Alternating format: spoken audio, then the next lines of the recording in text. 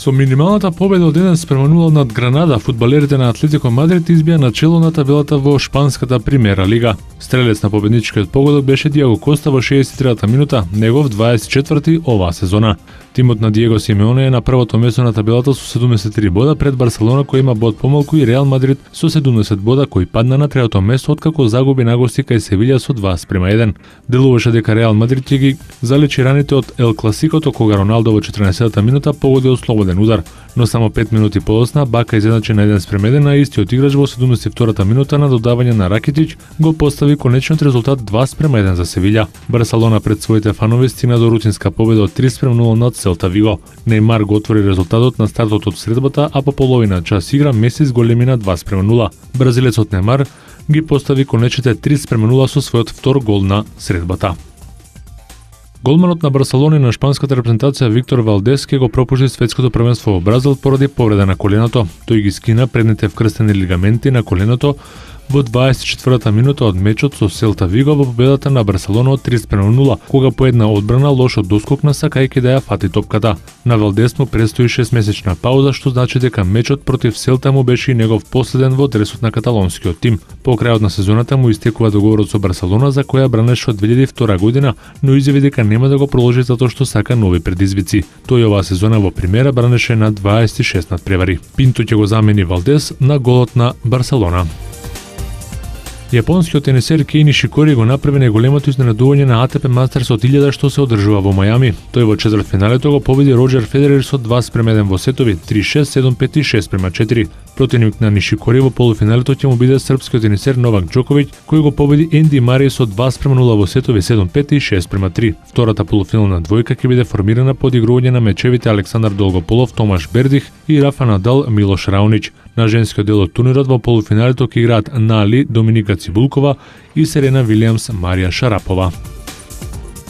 Во NBA лигата синоќа се одиграат 10 средби за одбележување новиот пораз на Атланта, четврти поред откако загубија на гостувањето кај Минесота со 107-83, а Перо Антич повторно се повреди. Перо Антич за нешто повеќе од 15 минути игра постигна 3 поени, 4 скока и една украдена топка. Антич повторно го повреди десниот скочен зглоб откако при еден доскок кога шутираше за тројка згазнена стапалото на тренерот Баденхолцер. Майк Скот беше прв селец со 15 поени, а Пол Милсап даде 12 коша и 10 скока. Кај Минесота, Кори Бруер и Кевин Мартин дадоа по 18 коша, а Кевин Лав имаше учинок од 14 поени и 12 скока.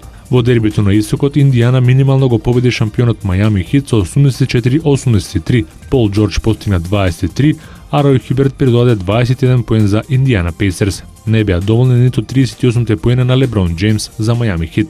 Сан Антонио ја забележи 15-та победа поред, солодувајќи го Денвер со 108-103. Тим Данкан со 29 поени, 13 скока и 5 асистенции беше лидер на Спарси. Во противничкиот тим, Арон Брукс уфрли 25 коша. За вечерва само 4 надпревари на програмата на NBA лигата.